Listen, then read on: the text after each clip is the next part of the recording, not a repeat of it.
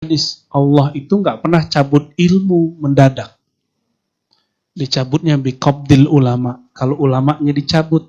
Karena kalau dicabut, kolbunya juga ikut pergi. Itu maknanya. Ya. Hati-hati sama ahlul qulub. Kata Syekh Sulaiman Zuhdi, mursyid Naqsyabandiyah di Mekah, terakhir beliau.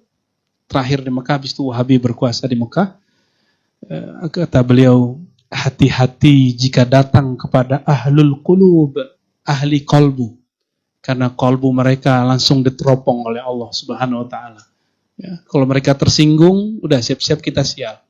Ya, kalau mereka senang, insya Allah kita diberkahi. Nah, itu hati-hati di situ. Ya. Nah, saya juga kalau ketemu kiai itu hati-hati. Ya, kalau ketemu kiai nggak usah lama-lama. Bentar, kecuali beliau yang suruh lama. Cara kita jaga adab ke mereka. Ya. Terus wal yaqin, yang kedua, yang ketiga, yang Allah berikan ke dalam kolbu baginda Nabi Muhammad SAW, al-yaqin. Apa arti yakin? Yakin itu puncak dari positive thinking.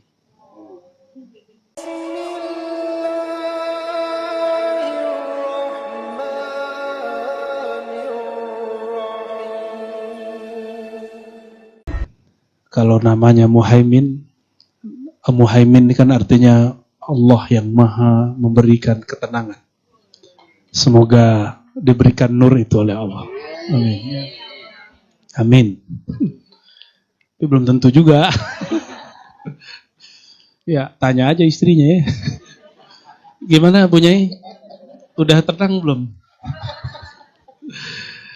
Pak Wakil ya, ternyata Kiai bisa berpolitik. Tapi saya ngaku, saya nggak bisa berpolitik, Gus. Ya. Saya datang ini karena bulan Maulid aja. Kalau sudah tahun 2023, saya udah nggak ketemu lagi dengan tokoh-tokoh pejuang-pejuang politik. Nanti mohon maaf. Jangan bilang di hati, gue nggak bakal ngundang gitu ya. Karena bulan Maulid, bulan bersama, kita nggak ngelihat partai, kita nggak lihat mazhab, nggak ngelihat apapun, yang penting dia cinta Rasulullah, kita datang. Bahkan ke pelosok pun saya datang. Apapun, yang penting dia nyebut nama Rasulullah bergetar, saya datang. Gitu ya. Karena Rasulullah itu milik bersama, rahmatan lil alamin. Bukan hanya rahmatan untuk satu golongan. Ya. Maka walaupun saya belum pantas jadi pewaris beliau, saya ingin mewarisi akhlaknya lah sedikit. Menjadi membawa atau menjadi duta rahmat untuk alam semesta. Alam semesta tidak hanya orang soleh, juga ada yang tidak soleh. Tidak hanya orang taat, juga ada pemaksiat. Tidak hanya manusia, tapi juga ada hewan. Maka kalau kita emang ingin jadi pewaris rahmat Nabi, harus merahmati semuanya. Kalau ada pengusaha, dia harus berusaha, usahanya nggak menghancurkan alam, tapi memajukan alam. Kalau versi malaikat, pengusaha itu penghancur alam. Saya baru pulang dari Samarinda, Gus. Itu berkah Allah untuk Kalimantan. Batu baranya itu nongol-nongol di atas. Jadi orang tiba-tiba kayak mendadak. Kalau dia tahu nilainya batu bara itu. Kalau kita ambil, kata malaikat itu merusak. Tapi bagi manusia itu suatu kemajuan. Ya kan? Nah, maka perspektif kita memang beda dengan malaikat. Nah, ada di dunia ini orang-orang yang berkarakter malaikat. Ya, politikus itu dianggap jahat semua. Ya, tapi saya yakin politikus itu ada yang tikus, ada yang tidak. Ya, ya, ada yang di kolbunya masih ada nama Rasulullah SAW. Ya, saya teringat satu riwayat sebelum tabarukan baca satu ini lalu kita syarah. Ya. Di akhirat itu di hadis Imam Tirmizi, hadis sahih. Hadis Imam Baihaqi juga. Jadi nanti ada orang nggak punya amal baik. Lalu dihisap. Setelah dihisap ditimbang. Nggak ada baikannya. Dihisap keluarlah sijil. Sijil itu seperti kita kalau mau keluar negeri harus rekening koran. Rekening koran panjang itu. Keluarlah perinan amalnya. Dan dari awal sampai akhir semuanya dosa. Nggak ada kebaikannya. Mulai dari ujung rambut, ujung ubun-ubun, sampai ujung kaki semuanya maksiat. Gak usah ditanya dia maksiat apa. Matanya lengkap, telinganya lengkap, mulutnya lengkap, tangannya, kemaluan, semuanya ada maksiatnya. Gak ada yang gak maksiat. Tapi, malaikat ini kan SOP. Seperti malaikat itu tentara Allah. Tentara itu hitam putih. Mereka maunya ya sesuai SOP. Polisi sama lah ya. Tapi Allah mengatakan, tunggu. Kamu belum timbang yang satu. Kamu belum baca dan hisap satu bagian. Apa itu? Bagian dadanya. Maka Allah perintahkan malaikat bedah dadanya. Karena yang membedah malaikat kecepatannya cahaya. Sehingga membedah tidak terluka. Diambillah jantungnya. Dibuka darahnya. Mengalirkan nama Allah. Allah. Allah. Allah. Itu baru nama Allah. Diambil jantung itu, ditaruh di satu timbangan, lalu semua maksiatnya ditimbang. Apa yang terjadi? Waladzikrullahi akbar. Menyebut nama Allah lebih berat dari semuanya. Lebih besar dari semuanya. Jadi lafaz alif lam lam ha bukan tinta biasa, tapi itu tinta cahaya. Ditimbang semua maksiatnya kalah. Cuma itu harapan kita. Ya. Karena kita tiap hari maksiat. Ustadz itu dosanya lebih gede. Karena tahu kalau itu dosa. Kalau Gus Abdul Muhaimin juga ustadz kan. Dia tahu. Tenang aja. Ya. Cak Huda itu tahu. Tenang aja. Mereka itu lebih tahu. Tapi karena tahu cara tobatnya itu masalah juga. Pengen ngicip-ngicip kadang. Bener kia ya. Baik. Kebaikannya hanya ada di kolbunya. Jadi ternyata orang ini maksiat, tapi di hatinya dia mengingkari maksiat itu. Dia melakukan kejahatan, tapi sebenarnya dia pengen baik. Cuma disalahfahami orang. Begitulah terus. Sehingga malaikat melihat dia gergetan. Menggampar dia terus. Ya. Nah, inilah yang disebut yuhasibukum. Ada apa ayatnya? Yang lillahi ma fis samawati wal ard. Nah, yuhasib. Nah, siapa yang menghisab? Allah. Yang Allah hisab tuh yang di kolbu. Malaikat cuma hisab bagian zahir. Nah, kalau kita berpandangan seperti malaikat, ya begitu jadinya. Maka berpandangan seperti malaikat nggak cukup. Berpandangannya harus dengan nur ilahi. Orang-orang begini yang sanggup menerima nur Nabi Muhammad SAW. Karena kita mengurai bab tadi mengenai jantung. Nah, kebetulan di halaman 24 di sini, ya, kan biasanya baca-baca doang. Suaranya udah enak, nah, ceritanya lebih enak lagi. Ya. Saya baca ya, bismillahirrahmanirrahim. Sedikit aja kita baca. Fabainama huwa dhata yawmin na'in anil awtan. Ketika satu hari Sayyidina Muhammad kecil, jauh keluar main-main dari rumahnya. Idh aqbala alaihi salasatu nafar. Tiba-tiba ada 3 sosok mendekatinya. Ka'anna wujuhahum asy-syams wal qamar. Wajahnya seperti pelita dan purnama. Rembulan, fantalaqas sibyan haraba. Melihat ada yang turun. Jadi turun dari langit makhluk. Riwayat yang sahihnya menyebutkan 2, tapi di sini dipakai 3. Turun ada makhluk dari langit. Wajahnya seperti matahari dan bulan purnama. Fantalaqas sibyan, melihat itu malaikat tadi turun, itu anak-anak kabur. Fantalaq. Semuanya kabur. Coba kalau tiba-tiba ada sosok putih turun dari pohon, kabur nggak, Bu? Ya, padahal kiai loh. Duluan bilang kabur. Kurang sakti berarti. Wa waqafan nabiyyu sallallahu alaihi wasallam muta'ajjiba. Semua orang lari, semua anak-anak lari. Nabi Muhammad cuma bengong lihat. Muta'ajjiba, ta'jub. Ta'jub itu bahasa Arab heran. Ini makhluk dari mana ya? tapi nggak ada rasa takut. Nabi Muhammad tuh nggak penakut. Nah, ini modal awal nih ya. Kalau mau jadi pejuang, nggak boleh penakut. Ya. Saya diajarkan guru saya untuk tidak boleh takut. Maka kita pahit pun kita sampaikan. Jadi nanti Gus Imin kalau dengar kata pahit dari saya, telan aja ya. Ya, telan aja. Insya Allah jadi jamu. Fa'adja'uhu, lalu mereka sosok bertiga itu bersayap. Orang bersayap, berarti bukan orang dong. Tiba-tiba menidurkan sang Muhammad kecil. Apa yang dilakukan? Wasyaqqau batnahu syaqqal latifa. Lalu dibeleh kata orang Betawi. Benar Bu ya? Dibeleh. Dibelek, sorry. Dari sini, dari bagian sini. Ini bagian kirinya kan ada jantung. Yang dulu kita kalau jatuh cinta, jatuh benci, itu deg-degan deh. Orang benci, ketemu yang dibenci, deg-degan di sini. Orang cinta, jatuh cinta, deg-degannya di sini. Berdesir. Berdesir ketemu musuh dan kekasih itu mirip-mirip. Bedanya satu hot, satu sejuk. Itu aja bedanya. Itu pengalaman saya, maksudnya ketemu istri saya dulu. Ya.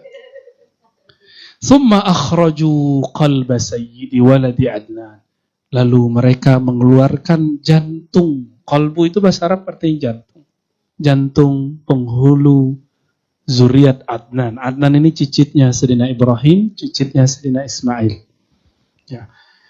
Wa syarrahuhu bisikkinil ihsan. Lalu itu dibuka. Kalau jantung itu, jantung ayam kita buka itu namanya apa? Set, terus dibuka. Itu bahasa Arabnya syarrahu. Maka syarah itu bahasa Arab artinya mengurai. Dibuka, diurai satu-satu. Dicek semua lapisan kolbunya. Apakah ada titik hitam? Wa naza'u minhu hazzas syaitan. Lalu dicopotlah, dikeluarin jika ada titik hitam. Ternyata ada 2 titik. Bayangkan. Kolbu Nabi Muhammad masih ada 2 titik. Kira-kira kolbu Ar-Razi gimana, Cak? Kolbu Wakil gimana nih? Saya nggak tahu deh. Saya nggak tahu di kolbu saya ada berapa titik hitam. Tuh banyak pastinya. Nah, ini pelajaran buat kita. Selevel baginda Nabi Muhammad SAW, ada noda hitam di kolbunya. Noda hitam itulah yang membuat orang keras, suka benci, suka suuzon, suka sinis. Nah, itu dia. Ini hati-hati. Setelah dibersihkan dengan air Zam-Zam. Itu bukan air sebenarnya, tapi terlihat seperti air. Dia air tapi bukan dari alam ini. Zam-Zamnya bukan Zam-Zam alam ini, tapi Zam-Zam alam yang lain. Dibersihkan. Setelah bersih, wa mala'uhu, lalu diisi. Nah, ini yang jadi akan kita bawa pulang. Ya, ada 4. 1, bil hilmi. Tolong ini nanti diisi kolbunya dengan ini. Hilmi. Apa arti Hilmi? Ada nama suaminya Hilmi? Hah? Ada nama suaminya Hilmi? Nggak ada ya? Anggota Gus Imin ada yang namanya Hilmi? Ada. Biasanya orang-orang Aswaja tuh banyak namanya Hilmi. Karena suka baca ini. Bil Hilmi ya, kasih namanya Bil Hilmi. Hilm itu artinya kelembutan, kesantunan. Orang kasar ke dia nggak kasar. Orang bikin hoax tentang dia nggak balas pakai hoax, dia bahasa pakai hak. Nah, sudah korban hoax belum, Gus? Tiap hari. Selamat. Ya. Udah, Wakil. Pak Wakil udah? Waduh. Nah, itu hilm. Maka di depannya tidak ada huruf yang tiba-tiba. Huruf itu semuanya berkaitan. Alif lam mim. Kenapa tidak dalam mim? Ya, ada rahasianya semua. Ya. Itu puncak pengetahuan Quran ada di ilmu huruf. Ya. Wa mala'uhu bil hilmi. Maka orang-orang seperti kita, jika ingin mengikuti ruhaniyah Rasulullah, walaupun tidak bisa baca kitab, nggak apa-apa. Ambil yang pertama, hilm. Santun. Santun yang paling dekat dulu ke pasangan. Ya, ke pasangan dulu yang pertama, lalu ke anak-anak, terus ke tetangga. Nah, sekarang kan ada tetangga online, ya kan? Bener ya? Namanya tetangga, ada yang nggak seneng, ada yang iri, ada yang dengki. Harus hilm. Kita harus santun. Kasih senyum terus lah, tapi jangan senyum sendirian. Senyum sendirian nanti, oh itu kayaknya kebanyakan cahayanya. Itu hilm. Ya, hilm. Orang hilm itu nggak tergesa-gesa, nggak panikan. Ini hebatnya orang yang hilm. Maka orang-orang yang diberikan hilm, sifat hilmiah namanya. Orang-orang ini setelah mewarisi, boleh saya sebut seperempat kolbunya Nabi Muhammad Sallallahu Alaihi Wasallam. Jadi kolbu Nabi Muhammad itu isinya 4 bagian. Yang kedua, wal ilmi, ilmu. Ilmu itu nanti akan membuat orang mulia. Seberapa mulia seseorang, seberapa mulia yang dia tahu. Maka ilmu yang paling mulia tergantung objeknya. Lebih mulia makhluk apa Allah Khalik? Maka orang-orang yang mulia itu orang yang paling mengenal Allah. Walaupun dia tidak berpartai. Pasti orang partai nanti cari dia. Ya. Gus Imin sudah mulai lagi cari-cari nih. Siapa orang yang ngerti sama Allah? Namanya orang yang disebut kekasih Allah itu kan seperti mutiara di laut. Nyarinya harus tenggelam dulu. Harus masuk dulu ke dalam lautan. Cari. Nggak semua yang ada di dalam lautan itu mutiara. Harus cari satu-satu. Dan nggak mudah emang. Nggak mudah. Saya pun selalu mencari. Maka kemanapun saya pergi, selain ngajar, saya minta request. Jadi syaratnya bukan duit. Jadi saya datang itu mereka nanya, berapa honornya? Saya nggak pernah jawab. Yang saya jawab cuma, sediain daftar yang bisa saya ziarahi. 1 orang hidup, 1 yang sudah wafat, wali Allah. Siap, udah gitu aja. Karena kalau hanya mengunjungi yang hidup, kita nanti pinter ilmu, tapi hati keras. Maka harus berkunjung kepada wali. Nah, ini saya dapat dari guru-guru saya. Kunjungilah orang alim, tambah ilmu. Kunjungilah orang yang sudah wafat, tambah ilmu. Hilm, lembut hatinya. Maka saya bisa nangis kalau ceramah semenjak sering ziarah. Jadi kuburiyun. Sarkup, sarjana kuburan. Ya, itu pasukannya Gus Imin. Itu. Aslinya saya nggak suka ziarah. Yang suka ziarah istri saya itu. Ya, karena emang di Padang itu, ya mohon maaf, kuburan kiai nggak rawat. Kita cuma ngerawat sebelum puasa aja. Kalau di sini kiai wali orang tidur di situ, ya lengkap sudah di sini. Tapi kecantol sama orang Tuban. Orang Tuban kuburiyun rata-rata ya. Sekarang kalau saya pulang kampung saya minta duluan, Dek, sebelum ke rumah setoran dulu. Setoran dulu sama kuburiyun. Ketemu yang mati-mati dulu kita, baru ketemu yang hidup. Supaya dapat hilm. Hilm ya. Yang kedua tadi ilmu. Maka syaraful insan, syaraful alim, bi syarafil ma'lum. Kemuliaan orang alim tergantung pengetahuannya tentang siapa. Coba lihat, kalau presiden, pejabat di negara mana saja, dia akan cari ilmuwan. Benar nggak? Dia kalau naik, dia cari ilmuwan. Ilmuwan politika, ilmuwan apalah, ilmuwan alamkah, dia cari. Karena untuk backup dia. Salah satu ciri Allah ridho kepada seorang pemimpin, ja'alalahu waziran salihan. Bukan waziran zakiyan. Apa beda salihan dengan zakiyan?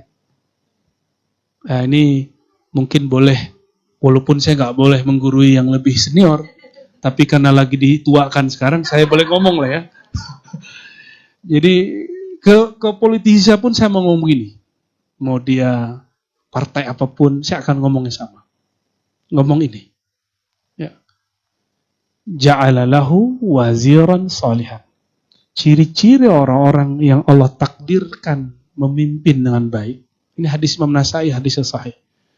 Allah jadikan bagi dia wazir. Wazir itu orang yang menjadi asistennya, menterinya, wakilnya, sekretarisnya, orang yang loyal sekitar dia, salihan, bukan zakiyan. Saleh itu cocok batinnya. Kalau soleh udah pasti zaki. Karena dia tahu cara mengkoneksikan kolbunya dengan kawannya. Tahu kapan memimpin, kapan tahu dipimpin. Itu yang salihan. Kalau zakian, belum tentu. Zakian kan alim. Orang pinter. Oh, orang pinter banyak. Tuh, tiap hari nonton di TV banyak orang pinter. Ngapain orang pinter? Kerjanya ngomentari. Ya, dia nggak sadar ngomentarin orang itu nyakitin hati kadang-kadang.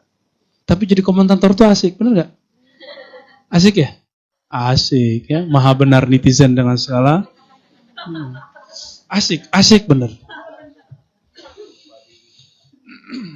Saya karena akademisi, terus juga ikut berdakwah. Maka dakwah kita ala kampus separuh-separuh. Di kampus kita ngomongin orang biasa, kritik kitab biasa. Waktu dulu saya ngeritik Zakir Naik, banyak orang kebakaran jenggot. Padahal biasa aja, bagi kita ngeritik jangankan Zakir Naik. Gus Dur dikritik, biasa aja kan? Hatta Hadratus Syekh Hasyim Asy'ari dikritik orang dan itu biasa aja. Yang nggak biasa dikritik gak usah jadi orang alim. Ya, karena ilmu itu qabilun lil qabuli, qabilun lil raddi wan naqdi.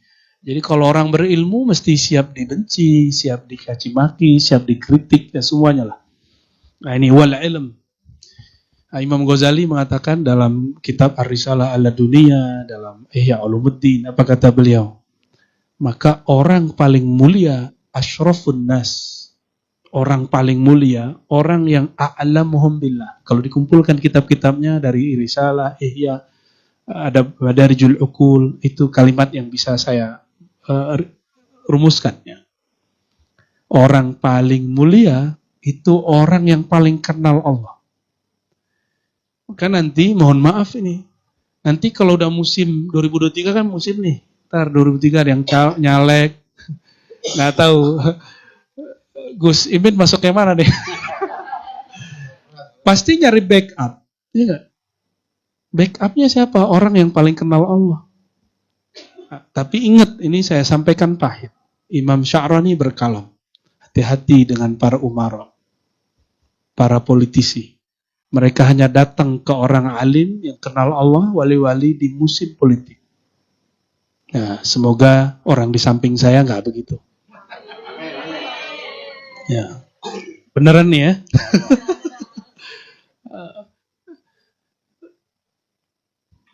Kenapa saya berani ngomong begini? Karena saya bukan kader Caimin. Kalau kader kan nggak berani ngomong, bosnya. Ya. Tapi kadang-kadang kalau kita nggak ngikut kemana-mana, kadang-kadang kurang ajar juga sih. Ya. Mohon maaf kalau ada yang saya kurang ajari. Ya. Ilmu ini, orang-orang yang seperti ini dicari oleh presiden, dicari oleh jenderal, dicari oleh orang yang nyalek, orang yang nyalon jadi presiden, wakil, semua nyari orang ini. Kenapa? Karena kunci dunia ada di dia. Dia nggak butuh dunia, tapi kuncinya banyak. Lihatlah orang-orang yang koleksi mobil. Mobilnya nggak dipakai, tapi kuncinya dia punya. Kalau udah seneng sama dia seneng sama orang itu, dia bilang, ente mau yang mana? Ambil. Gitu kalau ketemu yang wali itu. Cuma, tadi kan dikisahkan di situ, bahwa binatang, apapun kan kalimatnya. Khalaqallahu ta'ala walam yabqa syai'un mimma khalaqallahu ta'ala illa ja'a li amrika ta'iyah. Semuanya kalau ketemu Nabi Muhammad patuh. Bahkan curhat. Yang curhat gak hanya mak-mak ke Nabi. Yang curhat tuh onta, kambing, domba, keledai. Semua curhat ke Nabi Muhammad SAW. Cuma sayangnya ini gak punya akal. Jadi curhatnya curhat masalah perut. Jadi onta itu ngomong ke Nabi, ya Rasulullah. Syahadat ya. Tapi yang diaduin apa? Perutku lapar, makanku kurang banyak, tapi tugasku kebanyakan. Tolong kasih tahu ke tuanku. Jadi curhatnya curhat masalah perut, masalah materi. Ini kesalahan karena dia nggak punya akal. Dan saya yakin orang kiri kanan saya ini kan aslinya kiai. Akalnya cerdas. Kalau datang ke wali, jangan ngomongin masalah itu.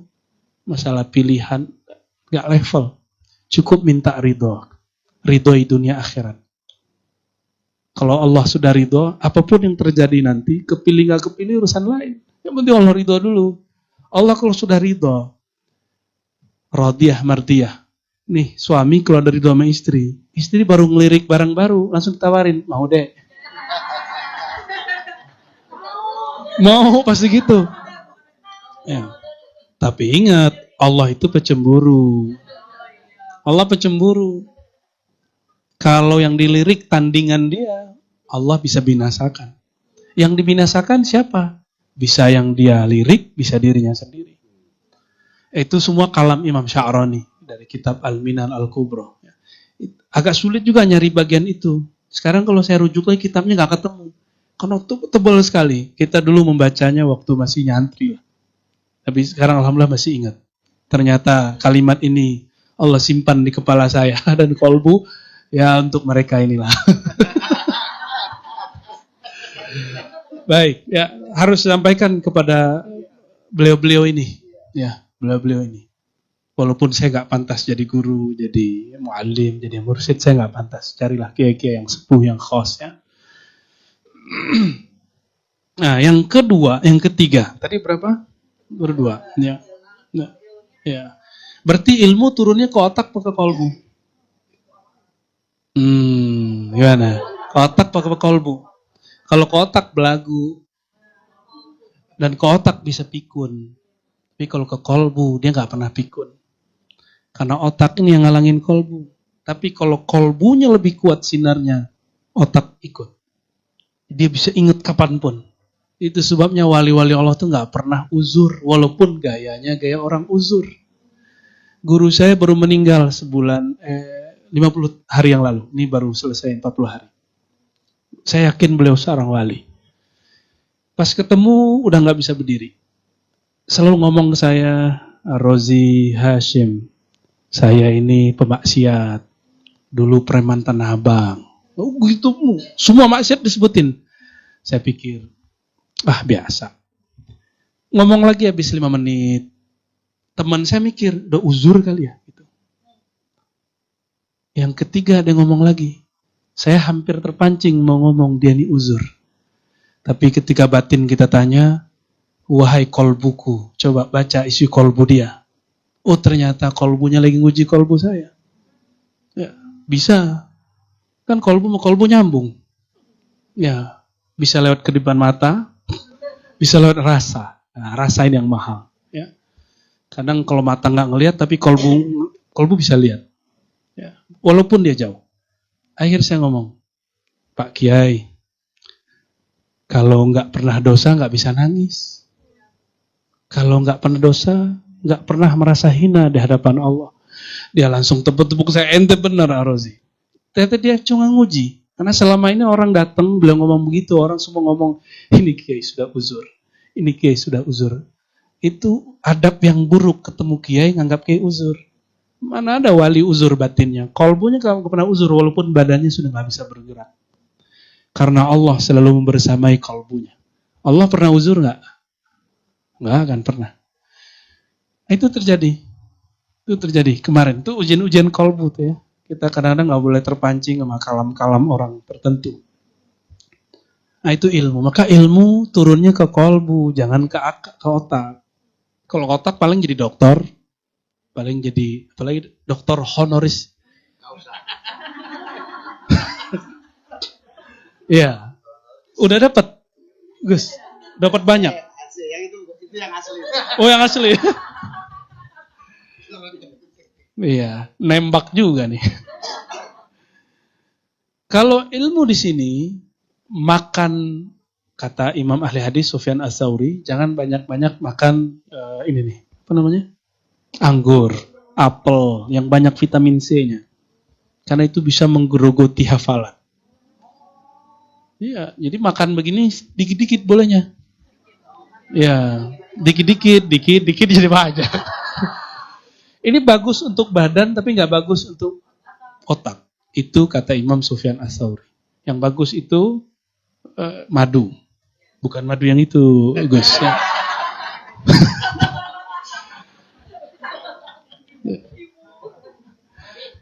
Amin gitu. Untuk Gus ini. Untuk saya lain lagi. Urusan nanti. Jadi ilmu ini kalau hanya mengandalkan hafalan, kita harus ngerawat makanan. Jadi ahli hadis dulu, nggak sembarangan makan. Agar riuh ketemu ahli hadis dulu. Ribet makannya nggak boleh ini. Kayak food combining itu. Kayak vegetarian, kayak apalagi macam-macam tuh sekarang. Alirannya kan banyak.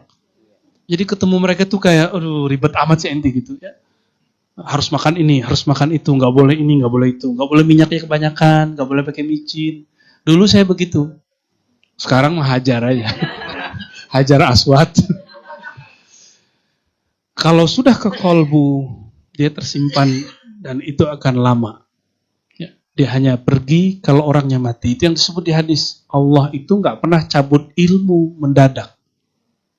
Dicabutnya biqabdil ulama. Kalau ulamanya dicabut. Karena kalau dicabut, kolbunya juga ikut pergi. Itu maknanya. Ya. Hati-hati sama ahlul qulub. Kata Syekh Sulaiman Zuhdi, mursyid Naqsyabandiyah di Mekah, terakhir beliau. Terakhir di Mekah, habis itu Wahabi berkuasa di Mekah. Kata beliau, hati-hati jika datang kepada ahlul qulub, ahli kolbu. Karena kolbu mereka langsung diteropong oleh Allah Subhanahu wa Ta'ala.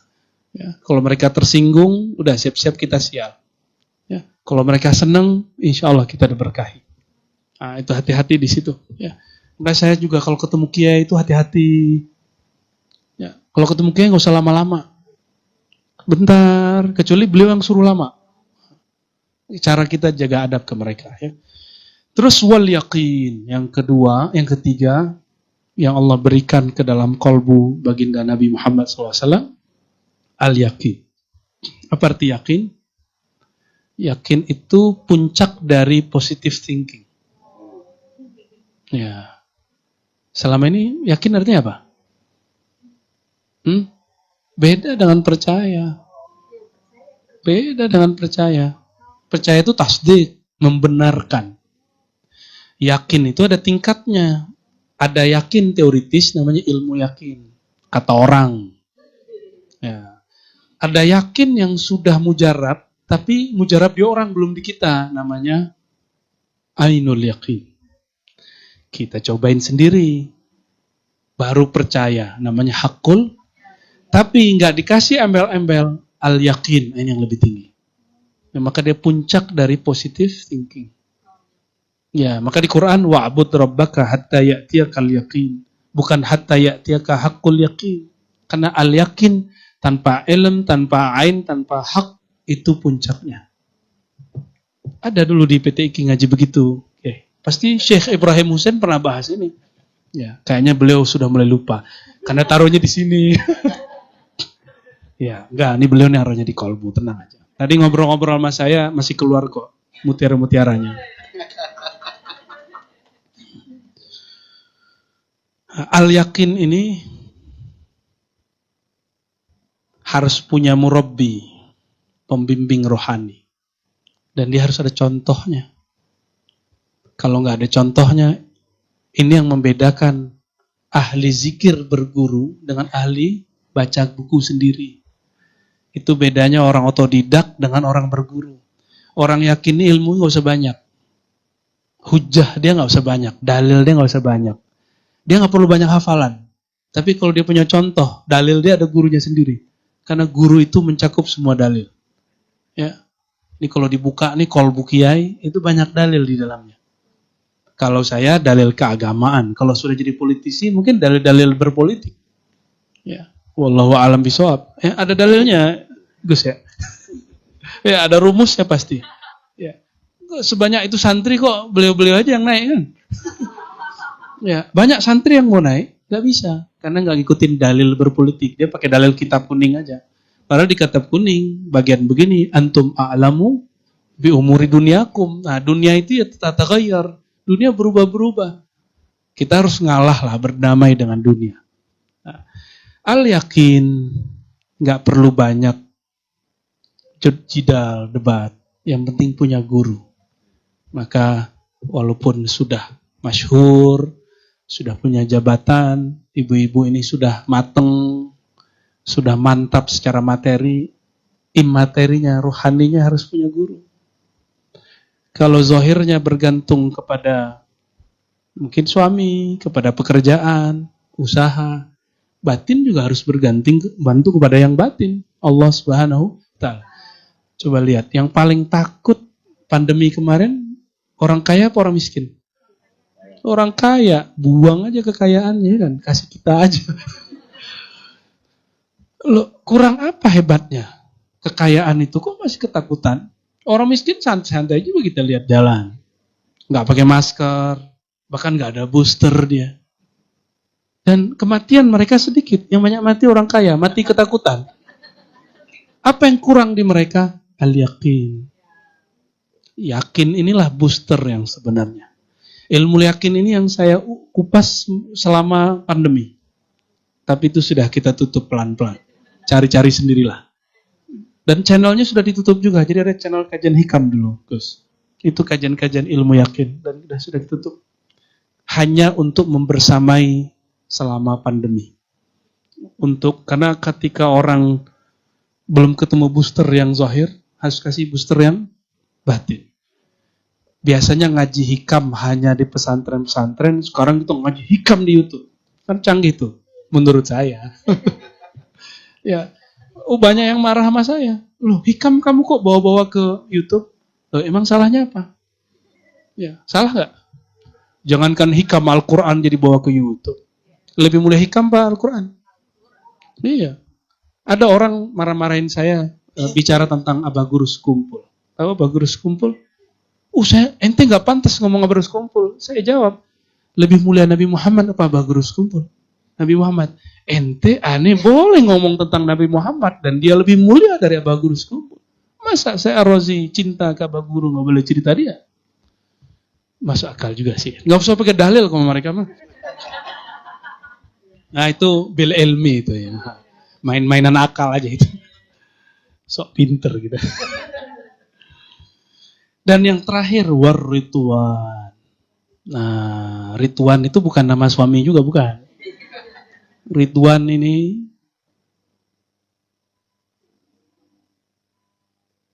takdir buruk, takdir baik bagi dia sama.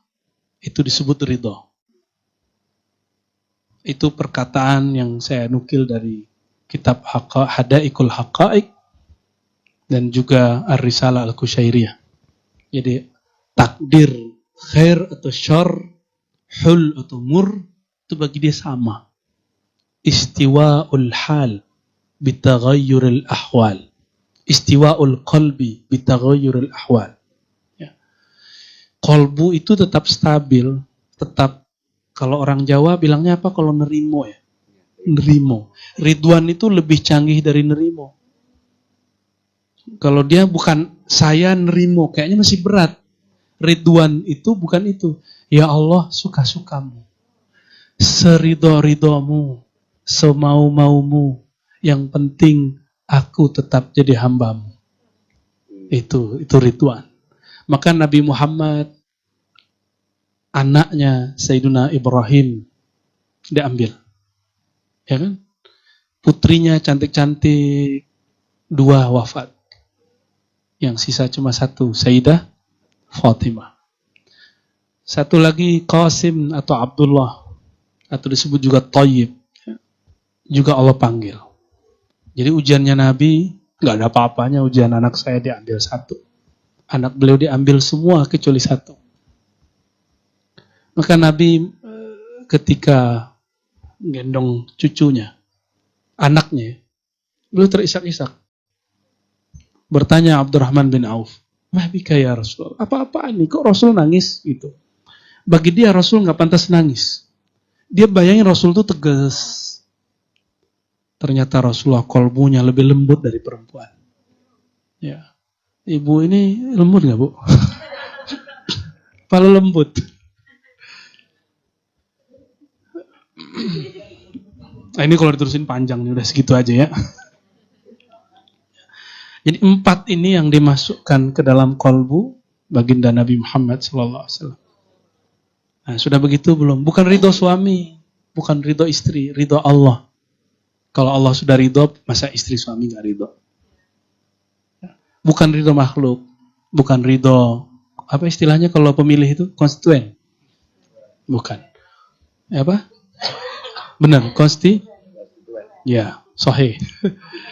Bukan ridho pengikut, bukan ridho viewer, bukan ridho netizen, bukan. Capek, lelah. Ya, itu yang kita sering dengar dari kiai-kiai dulu. Ridho nas, ghayatun la tudur.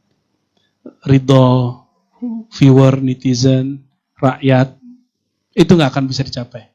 Dan Nabi mengkabarkan nanti di akhir zaman, para pemimpin itu paling sering dibenci orang. Nah, beliau kayaknya udah pasang badan. Ya, udah pasang badan. Dan saya dekat-dekat datang begini, saya harus siap-siap juga dibenci. Karena kolbu kita membuka semua. Nanti yang undang mungkin lawannya Gus Imin, saya insya Allah datang juga. Insya Allah. Yang penting maulid musimnya. Maulid saya datang. Bukan saya lihat orang yang undang, tapi saya lihat nama Nabi Sallallahu Alaihi Wasallam. Ya.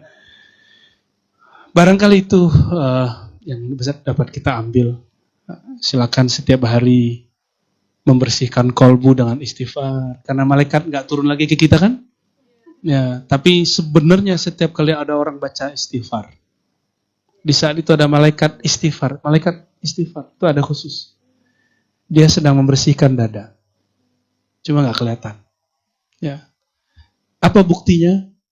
Lihat kalau saya mimpin talqin. Ya. Mimpin talqin zikir, istighfar. Itu pasti ada yang bercucur air mata, ada yang kepanasan. Itu lagi dibersihin. Cuma nggak kelihatan oleh mata. Kenapa? Karena dia bukan makhluk fisik. Kalau dilihat pakai kolbu kelihatan. Ya. Bahkan ada beberapa yang datang ke saya, Allah ambil isi kolbunya, dibuang, itu lebih menjijikkan, lebih bau dari bangkai 40 hari. Dia lihat secara batinnya. Ada yang begitu. Jadi Allah liatin. Itu di dunia. Jadi pembedahan kolbu itu tidak hanya untuk para nabi, tapi juga untuk para kekasih-kekasih Nabi Muhammad Sallallahu Alaihi Wasallam. Syaratnya satu, cintai Nabi Muhammad. Ya, bersihkan setiap hari. Setiap hari. Insya Allah. Coba diulang sebelum ditutup. Pertama apa? Helm. Apa artinya? Berarti sebelumnya ada apa di kolbu Nabi? Keras, kasar. Itu dihilangkan. Nabi, iya. Zuriat Nabi dibersihkan nggak? Enggak. Maka zuriat Nabi belum tentu dapat ini. Jadi tolong dimaklumi. Jangan benci kepada zuriat Nabi. Mohon dimaklumi. Cinta ke zuriat Nabi bukan karena partainya sama, pilihannya sama, tapi karena zuriat Rasulullah SAW. Ya. Terus yang kedua, tadi apa? Ilm. Lawannya apa? Jahil. Ya. Yang ketiga, yakin. Lawannya apa? Syak. Banyak ragu, banyak curiga, tuh hati-hati. Yang curiga sama lakinya. Kurang-kurangi, yakin ke Allah. Suami, istri nggak bisa jaga kecuali yang zahir-zahir. Serahkan penjagaan mereka kepada Allah. Ya. Seneng banget Kiai dibilang gitu. Merdeka. Dan yang terakhir ar-ridwan. Berarti lawan ridwan apa? Rela lawannya apa? Nggak rela. Nggak rela itu apa? Nggak rela itu bahasa Arabnya apa? Ridwan itu, lawan ridho. Itu ghadab, marah-marah. Apalagi su'udzon, buruk sangka. Itu dia. Nah, ini yang dicopot dari kolbu Nabi. Semoga dengan kita buat maulid, Allah kemudian membersihkan kolbu. Ya. Lalu diisi dengan 4 sifat ini. Amin ya rabbal. Mohon maaf nih para kiai, saya sudah menggurui para bunyai. Ya, tapi memang wajib menggurui. Walaupun nanti kita tidak satu partai, tidak satu coblosan, semoga kolbu ini masih berkawan. Ya, mohon maaf dari saya. Selamat berjuang.